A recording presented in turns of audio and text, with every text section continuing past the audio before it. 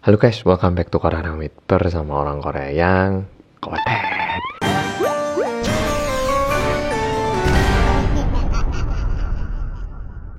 Oke, follow sekarang COVID bisa dibilang udah mulai mereda, kita udah mulai terbiasa, dan bahkan kayak Korea pun mulai tanggal 18 April diperkirakan udah nggak ada pembatasan aktivitas, sebatas pakai masker, kita boleh ngapain aja.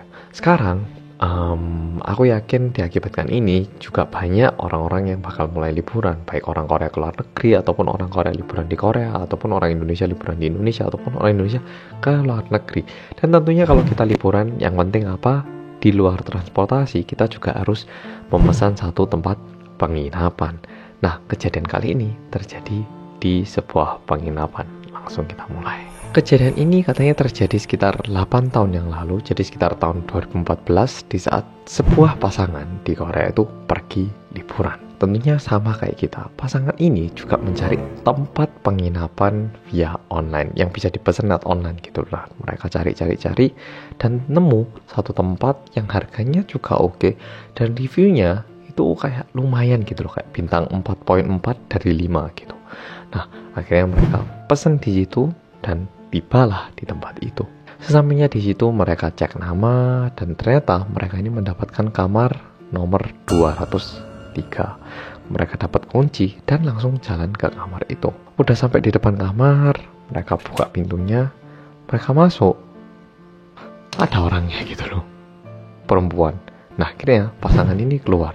Terus mereka itu kayak saling tanya, ini kamar 203 ya toh? Tapi kok ada orang ya? Iya toh, kamu tadi lihat ada orang tuh. Iya, tadi kok ada orang ya? Balik counter, mungkin salah kunci gitu. Nah, mereka berdua balik lagi ke counter. Terus bilang ke staff counter, Bu, ini kita dapat kunci tadi. Katanya kamar 203. Tapi di kamar 203 kok ada orangnya, kenapa ya, Bu? Gitu. Orang counternya ini, ibu-ibunya ini bilang, loh, nggak mungkin, karena di situ udah pasti kosong. Yuk coba bareng saya aja gitu. Nah, ditemani. Pasangan ini bersama satu staf dari tempat penginapan ini pergi ke kamar 203. Yang staf bilang nggak mungkin ada orang, sangat si pasangan. Mereka bilang kalau barusan itu loh ada orang, mana mungkin nggak ada. Nah, akhirnya mereka ke depan kamar lalu dibuka. Ternyata kali ini nggak ada siapa-siapa gitu loh. Lalu ibunya ini bilang, aduh, mungkin tadi barusan bapak sama ibu salah buka kamar mungkin, tapi kamar yang ini kosong kok. Ya silakan. Pasangan ini akhirnya mikirnya, ya mungkin kita tadi salah buka deh gitu ya. Akhirnya mereka nginap dan tidak terjadi apa-apa. Nah, akhirnya mereka setelah selesai liburan, mereka itu balik ke rumah. Sesampainya di rumah, kan biasanya kalau habis pesan di tempat penginapan gitu kan dapat email ya toh, mohon review tempat tinggal Anda, bagaimana pengalaman Anda gitu. Nah, akhirnya mereka itu mau ninggalin review kan ya. Nah, mereka udah ketik, udah enter. Dan setelah itu mereka tuh nyadar, oh iya ya, kayaknya waktu pesen ini tempat penginapan, kita itu cuma lihat rata-rata bintangnya, nggak dilihat yang ngasih bad comment itu kayak apa gitu. Akhirnya pasangan ini nyoba nyariin komen negatifnya kayak apa. Kalau misalnya semua orang ngasih bintang 5, pasti kan bintang 5. Tapi kalau menjadi bintang 4,4, artinya ada orang yang ngasih bintang 3, ataupun bintang 1, ataupun bintang 2 ya toh. Nah, akhirnya mereka coba cari review yang ngasih bintang dikit. Sekitar 2 menit setelah itu, kayak di halaman berikutnya, mereka itu nemu, itu ada satu review yang ngasih bintang 2 gitu loh.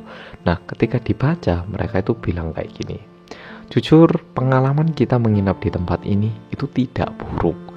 Tapi di hari kita menginap di tempat ini, saya ingat ada satu perempuan yang bunuh diri di kamar 203. Kalau misal Anda pesan tempat ini, please jangan ke kamar 203. Untungnya pasangan yang tadi aku ceritakan ini, mereka itu nggak kesurupan, nggak diganggu, ataupun tidak terjadi hal-hal yang negatif.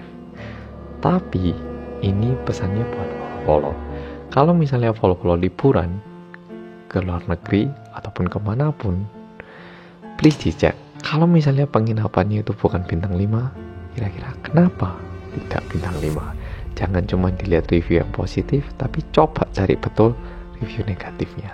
Apa alasan tempat itu memiliki review negatif? Kalau misalnya follow udah pesen tempat penginapan di tahun ini untuk liburan, tapi belum cek review negatifnya, bilang rinding. dong, karena siapa tahu follow dapat pengalaman yang menarik.